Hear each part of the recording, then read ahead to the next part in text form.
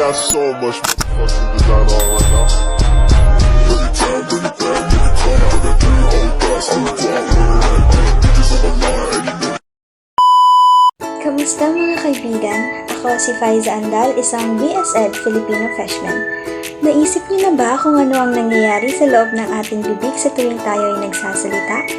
Hindi ito mahika, ito ay phonolohiya. Sa video na ito, tatalakayin natin ang tunog ng wikang Filipino. Particular na ang ponemang katinig at ponemang patinig. Gagamitin natin ang mga konsepto at chart mula sa mga dalubhasa tulad ni Nina Paz et al. Upang masuri ang bawat tunog. Handa na ba kayong tuklasin ang agham sa likod ng ating wika? Halina't ating simulan natin sa mga ponemang katinig. Ang bawat katinig ay inaanalisa base sa dalawang bagay na makikita sa chart. Ang paraan ng artikulasyon at ang punto ng artikulasyon. Mayroon tayong 6 na pangunahing punto ng artikulasyon.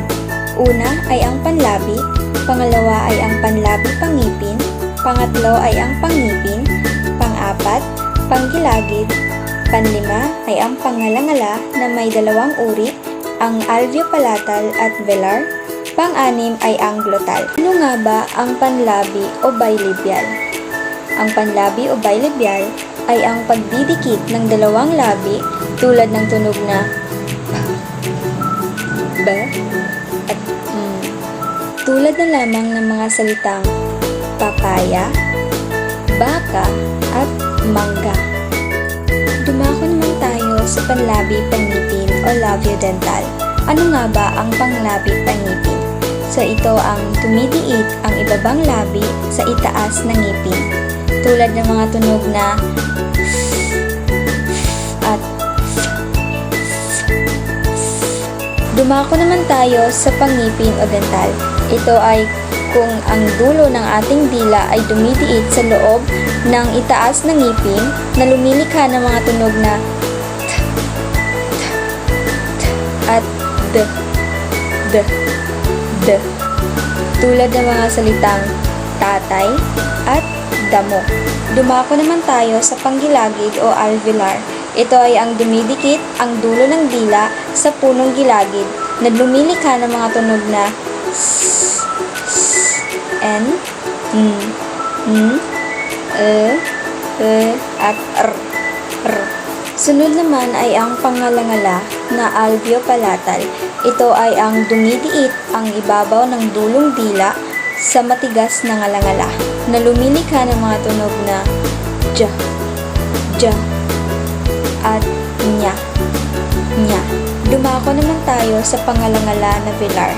Ito ay ang dumidiit sa malambot na bahagi ng ngalangala ang ibabaw ng punong dila na lumilikha ng mga tunog na k, at g. Ang panghuli ay ang glotal.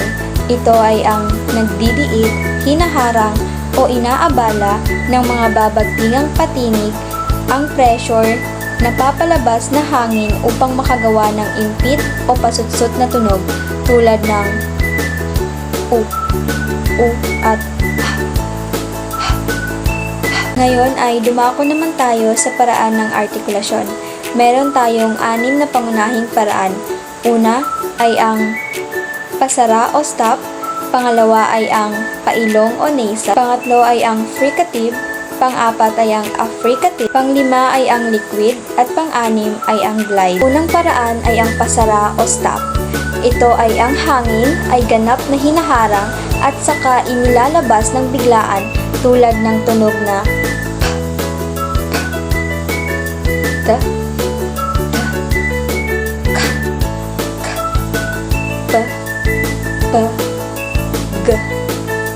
g. Pangalawa ay ang pailong o nasal.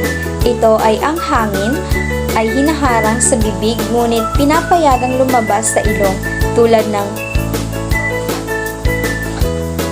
m. Pangatlo ay ang fricative. Ito ay kung saan ang hangin ay dumadaan sa isang makipot na daanan kaya nagdudulot ng pakiskis na ingay tulad ng s.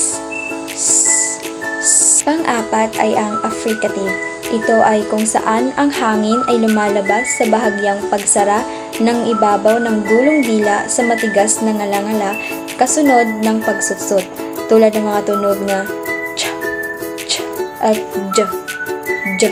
Ang 5 ay ang liquid. Ito ay kung saan ang hangin ay ilang ulit na hinaharang at pinapabayaang lumabas, tulad ng tunog na r, r.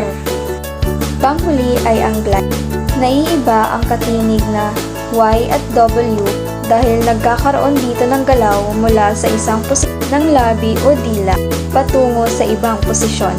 Nagkakaroon ng glide o pagkakambyo ang W mula sa puntong panlabi samantalang kabaliktaran naman ang Y dahil papalabas ito. Ang mga tunog na ito ay ang huwa, huwa, at iya, ya. Kung naman tayo sa ponemang patinig, ang mga vowels. Ang mga patinig ay ginagawa ng walang bara sa daloy ng hangin. Ang tunog ay nagbabago depende sa posisyon ng dila at hugis ng labi ng patinig. Una ay ang patinig na A. Ito ay pababa at pasentral.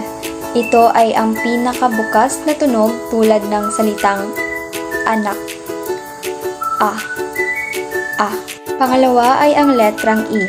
Ito ang gitnang paharap tulad ng salitang mesa at elepante. E. E. Pangatlo ay ang letrang I. Ito ay mataas at paharap.